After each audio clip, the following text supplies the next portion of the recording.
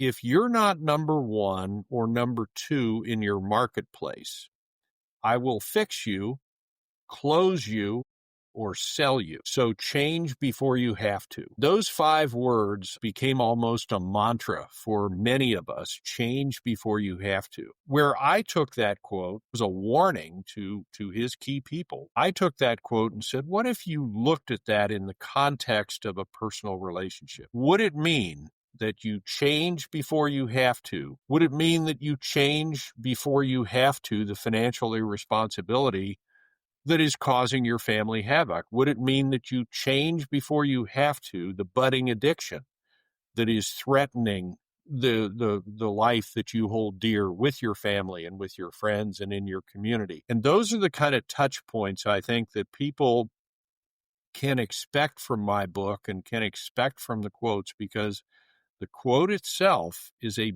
business quote, but the application of that quote to a personal relationship can be equally valued if you are expansive enough to be willing to interpret it that way. Hello, Tom. It's so nice to have you on the show today. How are you doing?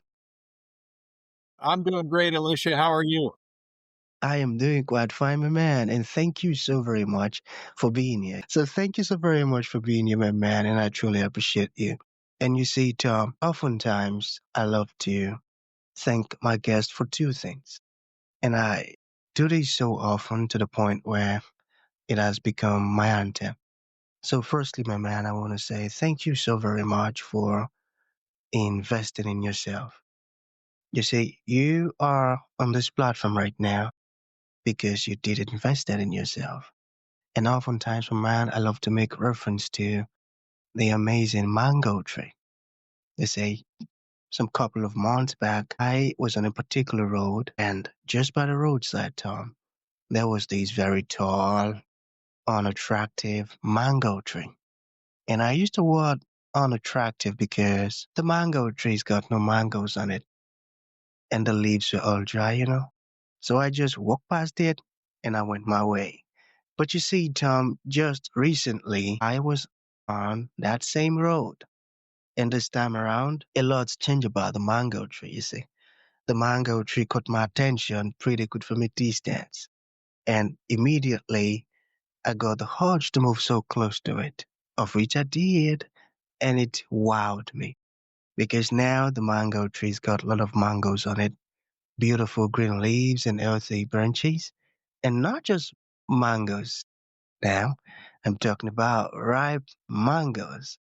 It was such a lovely experience that day, Tom, and I was so, so excited. Here is my point, man. The fact that you dedicated your time, energy, and resources to becoming the amazing Tom that you are today, that alone has made it impossible for me to skip you.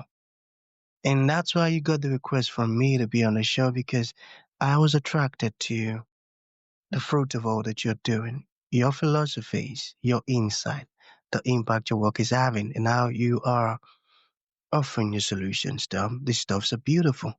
And just before I sent you that request, my man, I said to myself, I've got to benefit from these beautiful things Tom is doing. And not only me now, because I don't want to be selfish, and even with the audience. And here we are today with the amazing Tom. So thank you so very much for doing that to yourself. And secondly, thank you for saying yes to the invite. Because if you had said nope, there was nothing Elisha could do about it. Thanks so much, my man. Well, I want to say that, first of all, I appreciate the comments and the heartfelt feelings that you have regarding the work that I've done. And I want to say, secondly, that anything that I've done is a relation, to the people who are around me. I've been very fortunate to have a good family, a good structure, good colleagues, good mentors, good friends that all informed the work that I do. This is never done in a vacuum. It's never a solo effort. Our current president in America would like you to believe that he is the only person who can solve every problem. That is never true. It's not true of me. It's not true of you. It's not true of anyone. We are the product of the people around us and the experiences we've had. So I count myself fortunate to have had good people that have been able to inform and sharpen and really build into me, because without them, this work would not be there. And I got that, by getting support from friends and families, morally, emotionally, and other aspect of life, you also tend to grow. I got that. I got that, and that's a beautiful Well, one. your example of the mango tree is a perfect example. You walked by the mango tree at one point, and it was barren, and it was without Right. fruit, and it was looking like it was dying. And then you walked by that same tree, a good time later, and found it to be rich and full of fruit. And I think that's true of a lot of us. We enter into barren seasons, are bereft of inspiration, we are failing in our various endeavors. And if you just took the snapshot at that time, you would say, well, that person is a failure. That person is never going to amount to anything. But then you go back later and find that some inspiration, some circumstances, some life experiences have changed that person and caused them to be much more richer and fuller than they were at the time you saw them. And I, for one, am glad that I am not judged by who and what I was at age 30 or at age 50. I'm very fortunate to have had a long and somewhat interesting career, and the same is true with family. And I think those of us who are awake enough to benefit from that and change because of it are going to be people that other people want to be around. So true. And you just broke down why I keep sharing the mango tree story. Because that story of the mango tree is more like the summary of my life. Because I've got folks who were so close to me who they completely wrote me off. And they said it behind my back, almost before me, that I cannot amount to anything just because of the current status as at that particular time. They wrote me off Mm-hmm. completely. Yeah, so when I got to activate who I am, when I realized the purpose behind my existence, and they now begin to see a different me, and now they're trying to get so close and, take advantage of it. But I've been so smart to Mm-hmm. know that these folks, they have no genuine love for me, not a real love, not a real one. So thank you so very much for sharing that, and that's a beautiful one. So let's just get right into it. All right. I want you to talk to us about your personal or your professional journey, because right now we are so curious. And afterwards, I've gotten some beautiful questions for you. Okay, Tom, over to you. Okay. Well, I'll try to give you the 2-minute summary of a 71-year long life. Okay. I am the oldest of 10 children. 9 of us survive. Our ages are from me at 71 to a sister who is 52. And I was fortunate. I was in a household where both parents stayed married.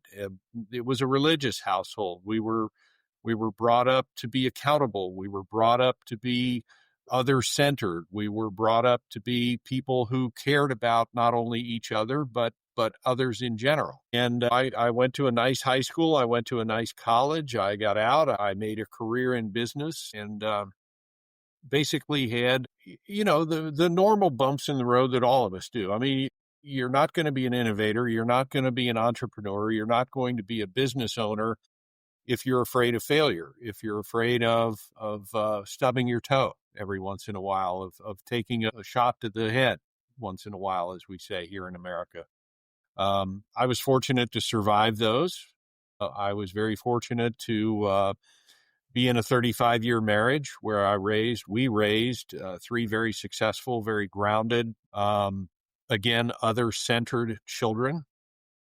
2 of those 3 are married, and our daughter has given us 4 grandchildren. It's not a storybook life, Elisha. I mean, there has been disease, there's been death, there's been a failure, there has been upset, There's been anger, there's been disappointment, there's been frustration. All of those things are part of life, but that's basically the 2-minute summary, if you will, of me. And a lot of that informed my work in the book that I wrote, The Business of Relationships. And that's, again, my 2-minute summary of a 71-year-long life. Beautiful. Challenges, upset, disease, frustration, all of those things are part of life. I got that. I got that.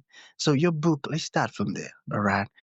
How long did it take you to publish it? How was the process like? And how did you come up with a title? Well, the publishing process was surprisingly easy. If I were to go back, the book was never supposed to be a book. Okay. I say that to people frequently because the book really started out as me encountering some business quotes that I thought were relevant beyond the boardroom, that were relevant beyond the shareholder letter that they appeared in or the talk show that they were said on. Started writing down some of these quotes that I thought had a greater meaning, and I started writing essays to my kids. Basically I sent it to my kids and said, hey, here's something Steve Jobs said, and here's how I think it can apply to a relationship. Or here's something Jack Welch said, or Bill Gates said, here's how it could apply to a relationship, or Sheryl Sandberg, Carly Fiorina, a number of the people that are in the book, with quotes that I felt were important. And over a period of time, Elisha, people, it expanded beyond my immediate family to some friends and so forth. And people started saying, hey, Tom, this ought to be a newspaper column.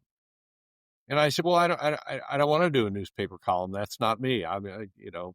But they persisted, and I sat down with a writer friend of mine who writes for the business press one day. We had lunch, and I showed him a few of these, and he really liked them. And he said, I'd love to show these to my editor. I think you're right. They could be a column. And it never materialized into a column because that particular paper is a very fact-based weekly business publication, and they don't provide advice. And that's what these essays really are, is advice about relationships and how to enhance the quality of your relationships. But the editors of that paper came back and said, tell your friend if he had enough of these, they'd be a good book.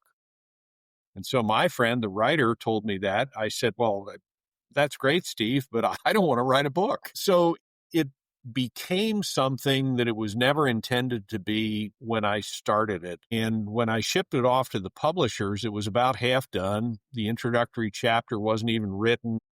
Chapter wasn't written. It was a series of essays on a series of topics. And that, after sending it to 5 or 6 publishers, one of them got back and said, gosh, we'd love to do this. When will you have the rest of it? And that's when the rubber really met the road, as they say, because I was very casually writing essays as inspiration happened over a period of years. And all of a sudden, with half of the book done, they said, well, when's the other half going to be done? Well, they weren't ready for me to say, oh, it'll be another 6 years. So I said, how about 3 months? And they said, okay. And so I got busy, and the first half of the book took maybe 6 years, and the second half took 3 months. And then we went into all those, about the editing and the design and the cover and really the title of the book, The Business of Relationships, came to me because that's in a way exactly what this is. These are business people speaking about business topics that I simply took their quote and spun it in a way that could also apply to a personal relationship with a sibling, a friend, a spouse, a child, a neighbor, etc., and tried to provide some lessons along the way of the person who said it. So it's important for a lot of people, I think, Elisha, to say, I now have a picture of Jack Welch that I didn't have before. I may not have known who Jack Welch was before, but now I have a picture of him. Or Sheryl Sandberg, or Carly Fiorina, or Anita Roddick. And many of these people, there's probably a dozen people in the book that I would say just about everybody would know who they are. But there's another 40 people that people would scratch their head and say, I don't know who this person is. So now I have a picture because there's a little biography of them in the context in which their quote was spoken. So hopefully it's been, very instructive for people in those key areas of relationships that are so important. The story you shared just make me really like the book, even though I haven't got in my hands on it. That's a beautiful one, man. I tell you, putting all of ideas and those quotes and those thoughts together. That's really a profound one. Okay, let us talk about Well, instinct. let me All give right. you a for So, how instance. can This is our instinct oftentimes one hurt of the our favorite relationship? essays that I speak about. Jack Welch in the 1980s and through the 2000s was the chairman and CEO of General Electric. He was known as a supreme tough guy boss. He was a guy who didn't take no for an answer. He did 200 acquisitions. He tripled shareholder value. And at the same time, he laid an awful lot of people off over an awful lot of years. And Jack Welch was giving a speech early in his tenure to his senior managers, to the people who reported directly to him. And what he said was, if you're not number one or number two in your marketplace, I will fix you, close you, or sell you. So change before you have to. And those 5 words, I was working at GE at the time, those 5 words became almost a mantra for many of us: change before you have to. Where I took that quote, which was very much decidedly a business quote, it was a warning to his key people. I took that quote and said, what if you looked at that in the context of a personal relationship? Would it mean that you change before you have to the passive-aggressive nature that you exhibit with your family? Would it mean that you change before you have to the financial irresponsibility that is causing your family havoc? Would it mean that you change before you have to the budding addiction that is threatening the life that you hold dear with your family and with your friends and in your community? And those are the kind of touch points I think that people can expect from my book and can expect from the quotes, because the quote itself is a business quote, but the application of that quote to a personal relationship can be equally valued if you are expansive enough to be willing to interpret it that way. Got it. Well, it's one a very interesting quote. It was from a lady by the name of Anita Roddick. She is dead now, but she was Britain's foremost entrepreneur. In the words of Gordon Brown, when she passed away, he said she was the foremost entrepreneur that Great Britain ever had. He didn't say the foremost female entrepreneur or the foremost entrepreneur who was in the cosmetics business. He said foremost, period. And she founded a company out of the trunk of her car while her husband was away in the United States making money post-war, post-World War II. He left home with 3 children to make a fortune in the United States as a salesman. She was left at home, and she founded a cosmetics company out of the trunk of her car. And that company grew into the body shop, which is something that is familiar to many people in business. It's a real success story. And it was ultimately sold to L'Oreal for 1.5 billion with a B pounds. So she became very wealthy. And one of the things that she said to her salespeople, she said, anytime you think you're too small to make a difference, try sleeping with a mosquito. Funny quote. A lot of people smile when they hear it. But what she was saying is that you just don't know the impact you're going to have day to day, week to week, month to month, even minute to minute on the other people around you. Don't sell yourself short. Don't think you can't make a difference. Many people say that oftentimes it's a life and death, not a decision, but it's a life and death result for many people if you just say, how are you today? Because people are so used to being marginalized. They're so used to being sold short, if you will. And I think what Roddick's quote is saying is, don't sell yourself short, because if and when you think you're too small to make a difference, try sleeping with a mosquito. That will give you a real world example of how small things can have big impact. Wow, wow, wow. That's got a whole lot of lessons in it. Thank you for sharing that. That's a beautiful story and very, very inspiring. I got that.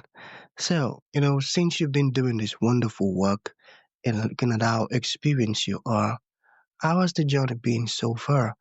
And how have you been able to, overcome the tough moments? Well, I'm still here.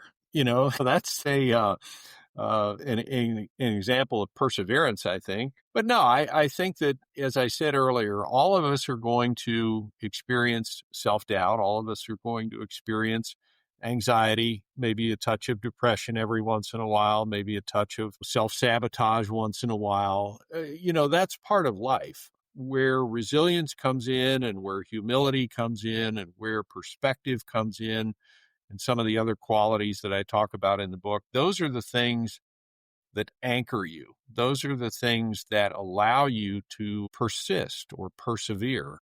And I count myself lucky in that regard. The journey has not been linear. It has not been easy. It's not been straight up and to the right, as the business people would say. It's been, for many of us, a road. It's a journey. It's a marathon, not a sprint, as they say. So I count myself as just one of the survivors, and you just keep on. I think my personal experience as a first-time author, I'm not selling 1 million books in 2 days like Prince Harry. I'm not a multi-million-dollar bestseller like Stephen King with the variety of books that he's written, or Michael Lewis with the variety of books that he's written, or J.K. Rowling with the Harry Potter franchise. None of that is true about Tom Hagerty. But that doesn't mean that my message isn't important and can't influence the people like yourself that I'm talking to. Maybe you take a lesson or two.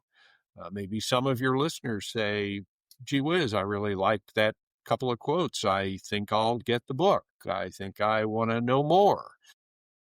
And we don't know where those ripples will end up. I think resilience and perseverance are critical for all of us right now.